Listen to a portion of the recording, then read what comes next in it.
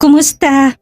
Ngayong araw, masasaksayan natin kung paano nila lalaruin ang mundo ng social media at entertainment. Pero sa likod ng bawat ngiti, halik sa harap ng kamera at bawat post na sweet sa Instagram, hanggang kailan nga ba nila kayang panindigan ang kasinungalingang ito? Lalo na ngayong parami ng parami ang taong naniniwala sa kanilang perfect love story habang sa loob ng kanilang tahanan, pader nang namamagitan sa kanila. Totoo nga bang para sa pera lang ang lahat? O may mga damdamin na pilit nilang itinatago at kinakalimutan? Abangan natin ang bawat kilos nila dahil sa mundong ito, hindi mo malalaman kung sinong totoong nagmamahal at sinong mas magaling umarte. Simulan na natin. Tahimik ang buong opisina. Nakatayo si Jessa. Nakahalukip-kip habang si Santiago ay nakaupo sa survival chair.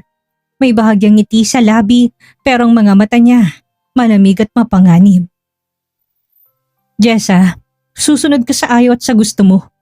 Sige, para naman hindi nakakahiya sa'yo. Babayaran kita. Everything as a price.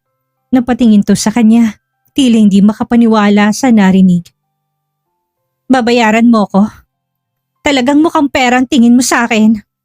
Bakit? Hindi ba? Isipin mo na lang na ito isang business transaction. Katulad ng dati.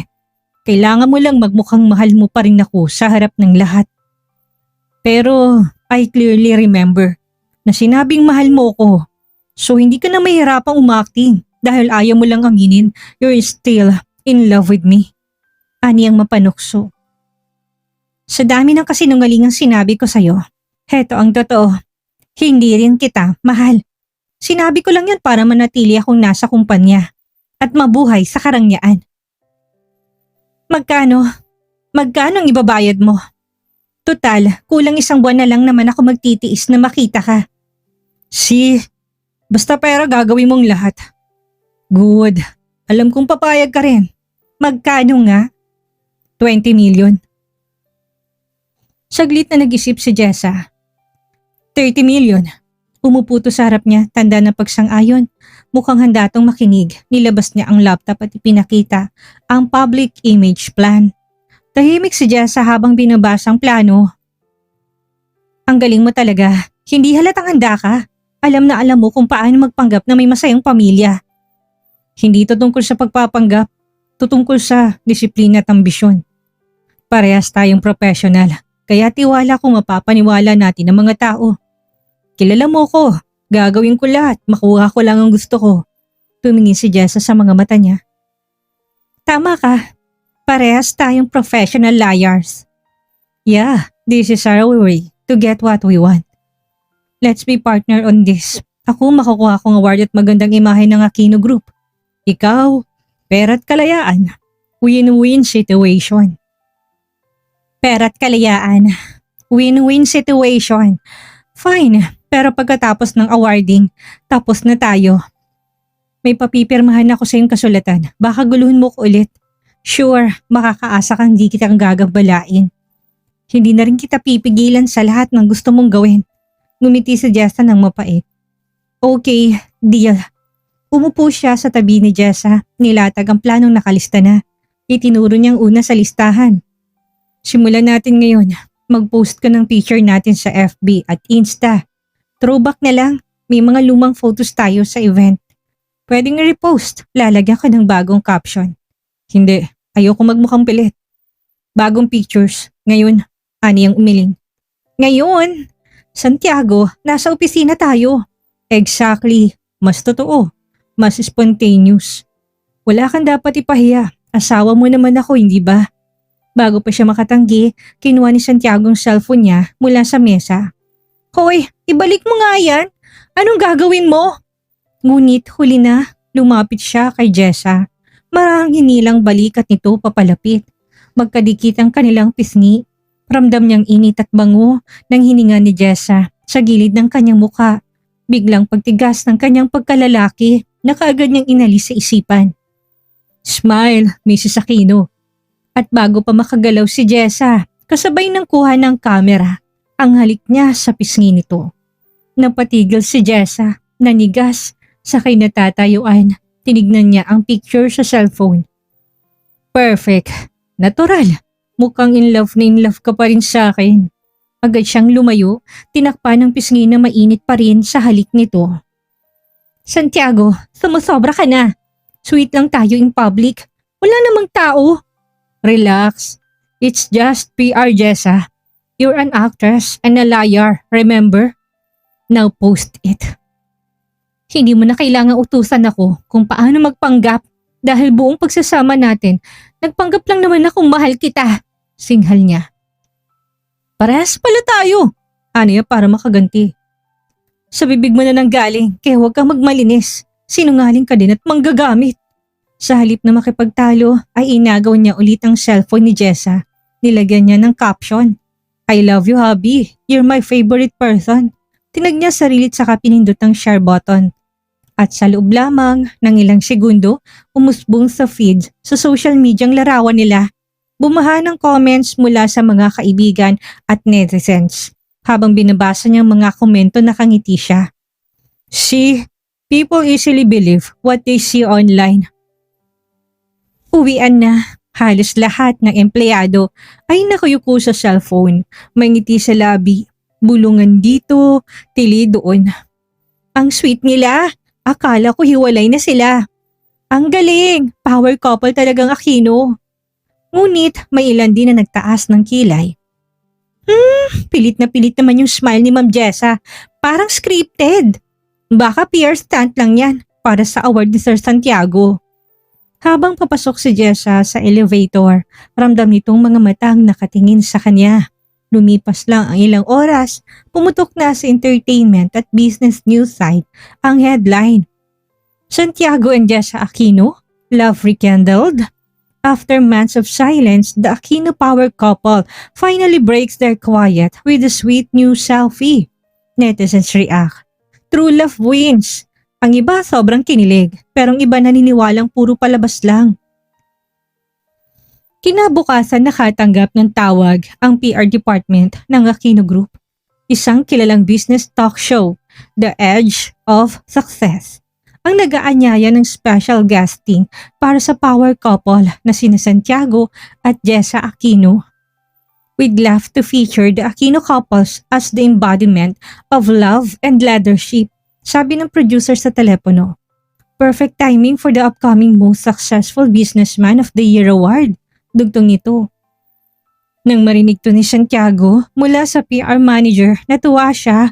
Agad namang lumapit si Jessa, tila tutol sa TV guesting. TV guesting? Live! Ayoko umarap sa camera. Mahiyain ako. Bakit naman? I'm sure you look stunning on camera. Napakaganda mo kaya sa camera man o sa personal. Napahawak siya sa dibdib. Hindi alam kung matatawa o maiinis. Malamig ang tingin niya, ngunit may mapang-akit ng ngiti. Better get ready, Mrs. Aquino. The world wants to see how happy we are. Maagang dumating sina Jess at Santiago sa studio ng The Edge of Success. Tahimik si Santiago habang inaayusan ng stylist. Nakasuot ito ng eleganting dark navy suit. Sa kabilang side ng dressing room, si Jessa naman inaayusan ng team. Pinili ng stylist ang eleganting cream dress na may simpleng hiwa sa likod. Manipis na makeup ang nilagay ng makeup artist. Habang inaayusan sila, pinakita ng PR manager ang final script para sa interview. Remember, focus tayo sa maintaining trust and love after challenges. Dapat genuine ang sagot. Ramdam ng audience kapag peke. Smile, eye contact at holding hands. Nagkatinginan sina Jess at Santiago, parehong pilit ang ngiti. Sa wardrobe fitting room, pinagtapat sila ng stylist sa harap ng salamin. Mr. and Mrs. Aquino, closer please, para kitang-kitang chemistry sa camera. Lumapit siya, marang hinawakan ng bewang ni Jessa. Santiago, baka magkapalit na tayo ng mukha sa lapit mo. Madaming nakatingin Jessa, just play along. Sa rehearsal room, magkatabi silang umupo sa isang sofa. Hawak ni Santiago ang cue cards habang si Jessie nagbabasa ng mga tanong. Okay, question 1. How did you overcome challenges as a couple? We held on to trust and forgiveness. Bukod sa tunay na pag-ibig. Trust and forgiveness? Are you sure about that? Napatingin siya dito, ramdaman tusok ng bawat salita. Script lang yan, Santiago. Anong gusto mo? Sabihin ko totoo? Na namumuhi tayo sa isa't isa. Sinasabi ko lang, dapat believable. Tulad nito. At bigla siyang yumuko. Halos magdikit ang kanilang muka. Ramdam niya ang init ng hininga ni Jessa. Shh! We're practicing. Nag-pose ito, hawak ang kamay niya, titig sa mata at kunwaring perpektong pagsasama. Beautiful chemistry, Mr. and Mrs. Aquino. Stay like that for the photo teaser. Natutuwang sabi ng direktor. Sabay silang ngumiti sa kamera. Pero sa likod ng flash at liwanag ng spotlight, ramdam ni Santiago ang kabog ng dibdib dahil sa kung anong muling nabubuhay sa pagitan nila. Mainit ang mga ilaw ng studio. Nakaupo sa gitna ng stage, sina Santiago at Jessa. Sa paligid nila, may audience na sabik sa bawat sagot at mga kamerang nakatutok para sa live broadcast. We're so honored to have the Aquino couple with us tonight. After everything your company has been through, it's inspiring to see you two stronger than ever. Bating panimula ng host, sabay silang ngumiti pero sa ilalim ng ngiti ni Jessa ay naroon ang kaba. Let's start with something light, Mr. Aquino. Looking back, what's the most beautiful thing that ever happened in your life? Tahimik sa Santiago sandali, ang mga mata niya hindi sa host kung hindi kay Jessa nakatingin. The most beautiful thing is having her in my life. Halos hindi makahinga si Jessa, nagpalakpakan ang audience. In business, I've lost deals, made millions, failed and rebuilt. But when I met Jessa, I learned what it means to fight for something real. She's the calm after every storm. Palagi ko sinasabi sa kanya, she's my peace of mind.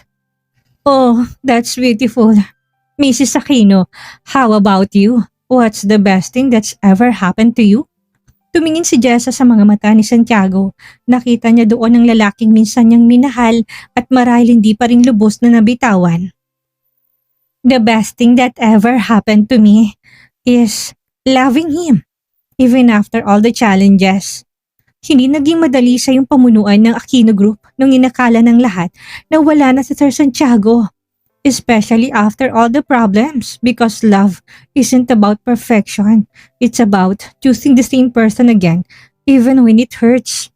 And if I had to choose again, tumitig siya kay Santiago, I'd still choose him. Tahimik ang buong studio sa kilig habang pinapanood ang power couple. Jessa, I choose you too. Every time. Hindi napigilan ng host ang mapangiting kilig. Ilang tanong pa na sinagot nilang pareho ng buong husay. Wow!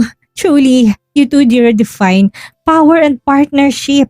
No wonder you're the strongest business couples today.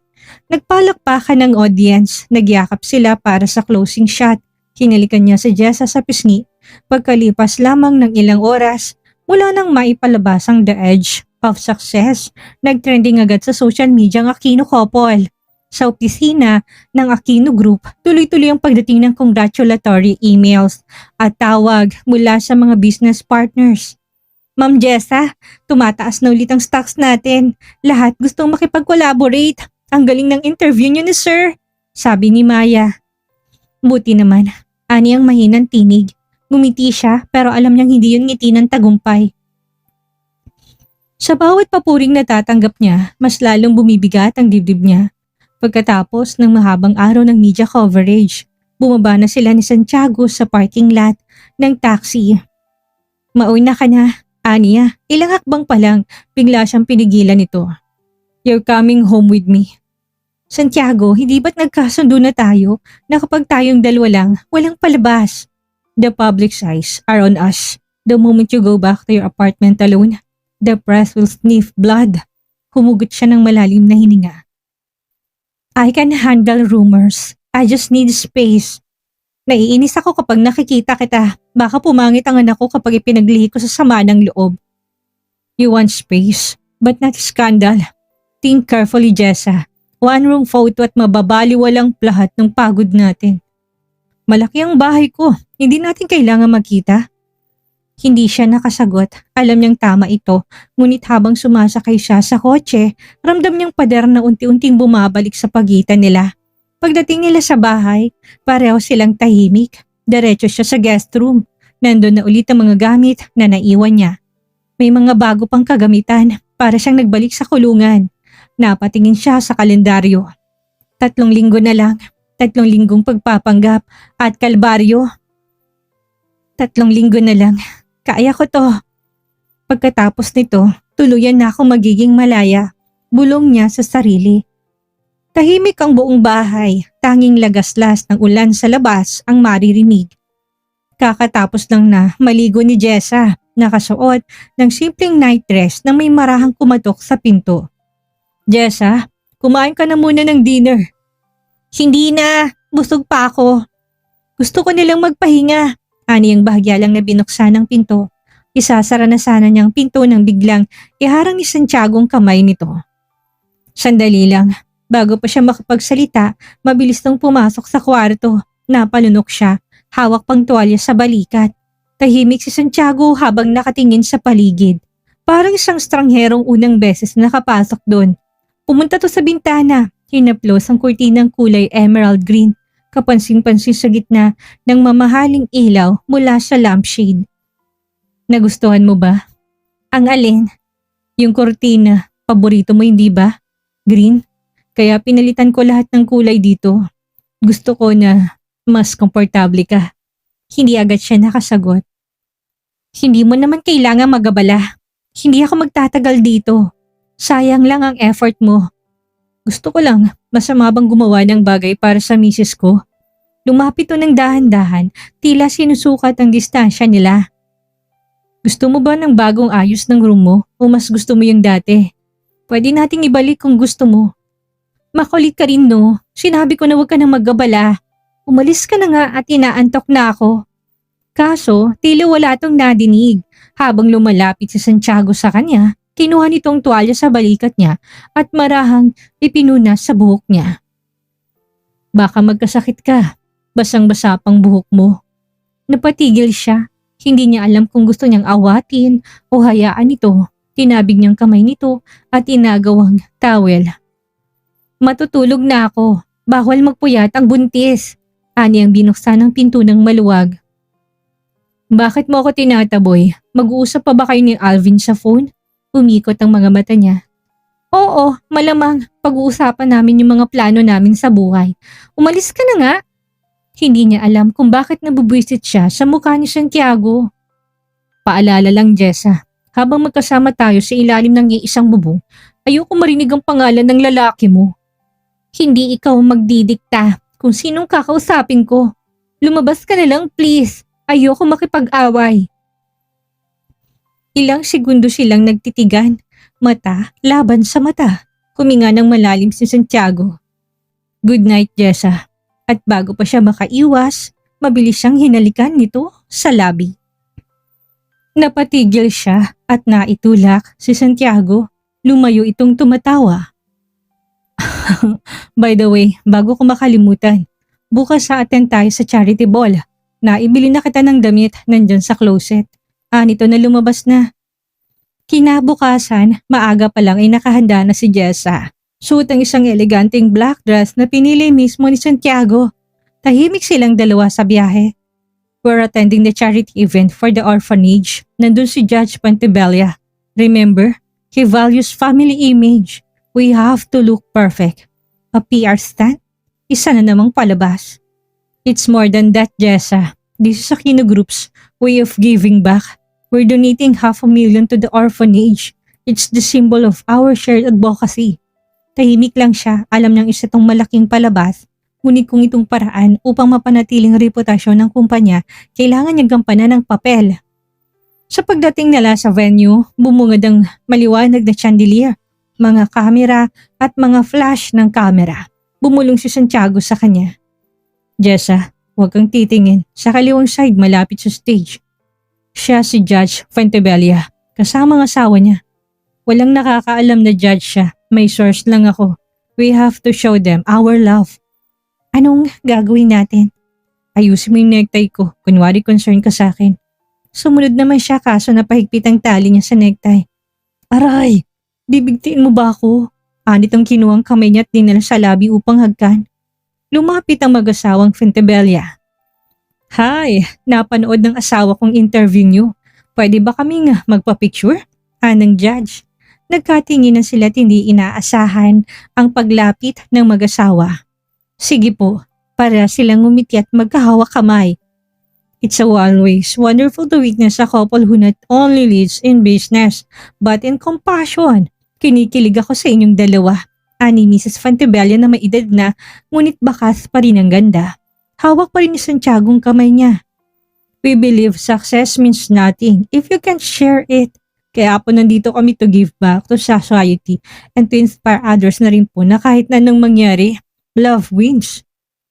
You two look so in love. Sana lahat ng mag-asawa ganyan ka-steady kahit na busy sa negosyo.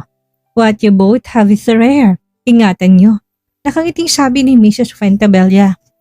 Salamat po. Napakaswerte ko po at pamilyang priority ni Santiago.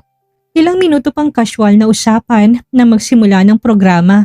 Habang naglalakad palabas ng venue, marahang niyang binawing kamay mula sa pagkakahawak ni Santiago. Tapos ng palabas, maganang kamay ko kakapisil mo.